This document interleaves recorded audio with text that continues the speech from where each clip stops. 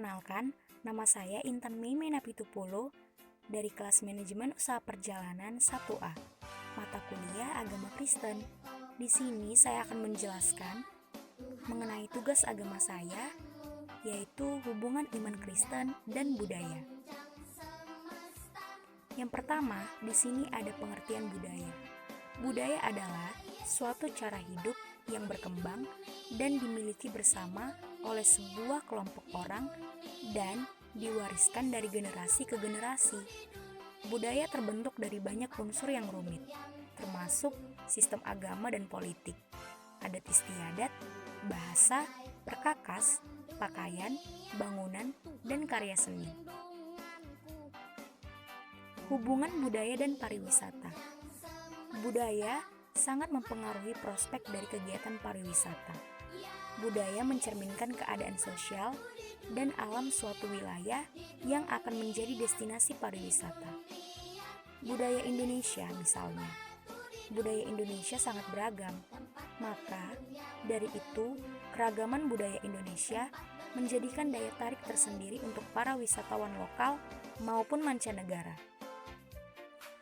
Budaya tidak akan pernah lepas dengan pariwisata, karena budaya ada sangkut pautnya dengan pariwisata, yaitu tanpa adanya budaya kegiatan pariwisata tidak akan menarik lagi, akan terasa hambar, dikarenakan budayalah yang menarik perhatian para wisatawan tersebut. Dengan adanya budaya jugalah mereka mengetahui seluk-beluk serta kebiasaan daerah yang mereka kunjungi. Dan apabila ada budaya yang menurut mereka unik, itu akan memberi rasa puas tersendiri untuk mereka. Sehingga mereka akan didorong rasa ingin tahu untuk mengunjungi negara-negara yang memiliki budaya yang khas, contohnya yaitu Indonesia. Pariwisata sendiri bertujuan untuk memperkenalkan dan mendayagunakan keindahan alam dan kebudayaan Indonesia. Pengembangan pariwisata di Indonesia tidak terlepas dari potensi yang dimiliki oleh Indonesia. Pariwisata itu sangat bergantung pada budaya yang dimiliki setiap daerah. Seperti halnya Indonesia memiliki berbagai ragam kebudayaan, misalnya sebuah tarian, sejarah suatu tempat, rumah adat, candi, prasasti, kebiasaan masing-masing daerah, dan sebagainya. Budaya dalam terang firman Allah. Kebudayaan menurut Alkitab dapat dilihat dari beberapa aspeknya, yaitu yang pertama, Allah memberikan manusia tugas kebudayaan, karena pada dasarnya manusia memiliki gambar seorang pencipta. Itu ada di Kejadian 1 ayat 26-27. Dan manusia diberi tugas agar menaklukkan dan memerintah bumi. Ada di Kejadian 1 ayat 28. Jadi, manusia menerima suatu mandat dari Allah, dan mandat itu adalah mandat kebudayaan. Lebih jelas lagi disebutkan bahwa Tuhan Allah mengambil manusia itu dan menempatkannya dalam Taman Eden untuk mengusahakan dan memelihara taman itu. Sesuai Mazmur 150, kita dapat melihat bahwa tujuan kebudayaan yang utama adalah untuk memuliakan dan mengasihi Allah, dan agar kebudayaan itu digunakan untuk melayani, mengasihi sesama manusia seperti diri sendiri. Mandat budaya sebagai panggilan suara kenabian yang mewartakan kebenaran Alkitab dalam memandang seluruh problematika kehidupan di segala bidang, baik pendidikan ekonomi, sosial, hukum, kemasyarakatan, dan lain-lain. Bila Alkitab berbicara begitu positif mengenai kebudayaan, mengapa kebudayaan menjadi suatu yang dipersoalkan? Apa yang menyebabkannya? Penyimpangan kebudayaan terjadi misalnya dalam peristiwa Menara Babel, di mana tujuan kebudayaan menyimpang diarahkan untuk penyembahan berhala dan kebanggaan diri atau kelompok. Tema dosa yang merusak tujuan kebudayaan adalah ingin menjadi seperti Allah. Ada di Kejadian 3 ayat 5. Dan mencari nama, ada di Kejadian 11 ayat 4. Jadi, dosa telah menyimpangkan kebudayaan, sehingga berpotensi bukan saja untuk tidak memuliakan penciptanya, sebaliknya, malah digunakan untuk alat meninggikan diri dan menantang Allah. Memang tidak mudah untuk melihat kuasa dosa itu kelihatan di dalam kebudayaan. Kadang-kadang terlihat dari hasil kebudayaan seperti patung lalu disembah. Musik digunakan untuk memuliakan manusia dan dosa dan menyembah dewa-dewi. Dan filsafat pun dapat digunakan tidak sesuai dengan firman Allah. Kadang-kadang kuasa dosa terlihat dari cara menggunakan hasil kebudayaan itu. Rekayasa genetika dengan cloningnya menghadapi bahaya ke arah ini. Demikian juga penyalahgunaan senjata nuklir. Film dan sinema dengan jelas menunjukkan betapa hasil kebudayaan telah dikuasai dosa pornografi, sadisme, dan okultisme tanpa bisa dibendung. Sesuatu yang mendukacitakan Allah, pencipta manusia dan kemanusiaan. Yesus berfirman, perintah Allah kamu abaikan untuk berpegang kepada istiadat manusia.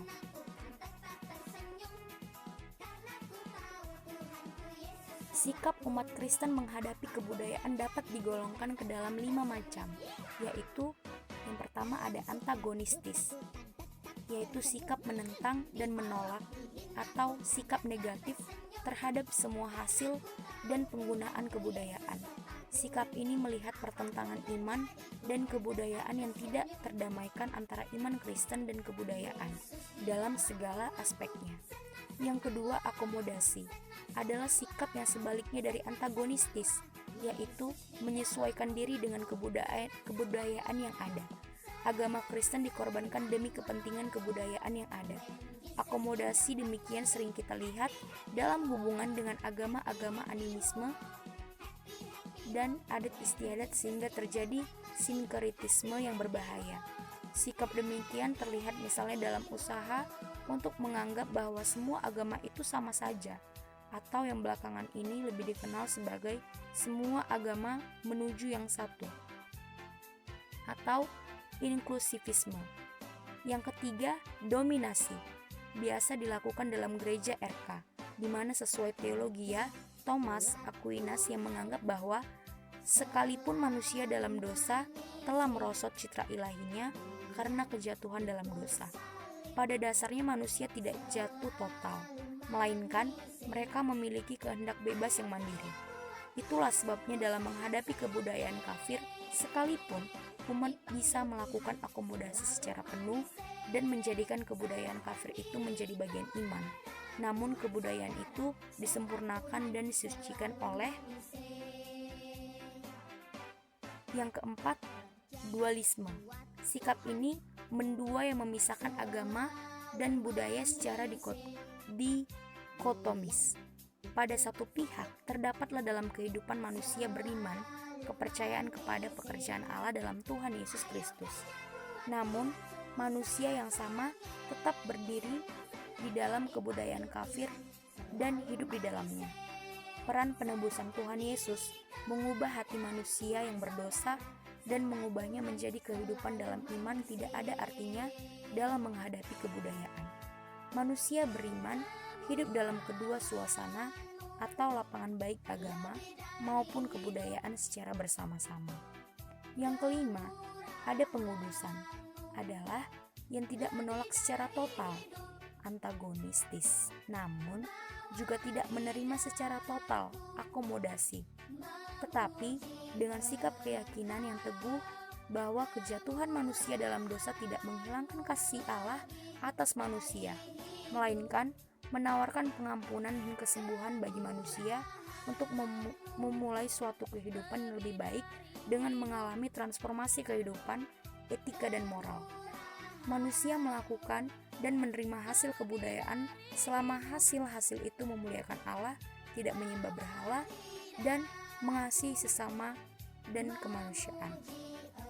Sebaliknya, bila kebudayaan itu memenuhi salah satu atau malah ketiga sikap budaya yang salah itu, umat beriman harus menggunakan firman Tuhan untuk mengkuduskan kebudayaan itu, sehingga terjadi transformasi budaya ke arah memuliakan Allah, tidak menyembah berhala, dan mengasihi manusia dan kemanusiaan. Kelihatannya, Alkitab lebih condong untuk mengajarkan umat Kristen agar melakukan sikap pengudusan, sebagai kesaksian iman Kristiani dalam kehidupan berbudaya. Rasul Paulus memberikan peringatan agar hati-hatilah supaya jangan ada yang menawan kamu dengan filsafatnya yang kosong dan palsu menurut ajaran turun-temurun dan roh-roh dunia, tetapi tidak menurut Kristus. Kolose 2 ayat 8. Dapatlah kita simpulkan bahwa sikap gereja terhadap kebudayaan adalah: 1. Gereja menentang kebudayaan, khususnya terhadap unsur-unsur yang secara total bertentangan dengan Injil. Umpamanya terhadap kultur, agama, suku, dan tata kehidupan yang tidak membangun seperti poligami, perjudian, dan perhambaan. 2. Menerima unsur-unsur kebudayaan yang bersesuaian dengan Injil dan bermanfaat bagi kehidupan. 3. Menerima unsur-unsur kebudayaan tertentu dan mentransformasikannya dengan Injil, umpamanya tata perkawinan, seni tari, dan lain-lain, sehingga dapat menjadi sarana Injil. Bagi mereka yang takut akan Allah, rasanya semua tindakan kita dalam menerima adat istiadat perlu berorientasi pada Allah dan kehendaknya. Ini menghasilkan 4 pertimbangan berikut, yaitu sikap menghadapi adat istiadat yang: 1. Memuji dan memuliakan Allah. 2. Tidak menyembah berhala. 3. Mencerminkan kekudusan Allah. Dan yang keempat, mengasihi manusia dan kemanusiaan. Keempatnya berurutan dari atas ke bawah, di mana memuji dan memuliakan Allah adalah tugas utama umat Kristen. Dan ketiga lainnya diukur dari apakah itu meneguhkan kepujian dan kemuliaan Allah atau tidak. Jadi kesimpulannya, menghilangkan adat atau kebudayaan sama dengan menghilangkan identitasnya sendiri. Tetapi menerima adat tanpa bersifat kritis bisa menjadi penyembahan berhala. Ada kebudayaan yang harus ditolak, tetapi ada juga yang dapat diterima karena tidak bertentangan dengan Alkitab. Perlu diingat, apa yang ada di dalam Alkitab juga tidak terlepas dari tradisi di zaman Alkitab tersebut. Beriman bukan dengan mengharuskan kita tinggalkan apa yang ada di dunia, tetapi pakailah itu semua menjadi alat untuk memuji Tuhan, sebab semua berasal darinya. Berbudaya bukan menjadikan kita meninggalkan Tuhan, dan sebaliknya, tetapi segala budaya yang kurang baik perlu ditinggalkan karena salah dan banyak hal baik perlu dilestarikan. Kemudian, jangan membuat kesimpulan kalau kita belum mengerti sebenarnya dua sisi yang dipermasalahkan dan hanya memandang satu sisi saja. Terima kasih. Sekian dari penjelasan saya. Shalom.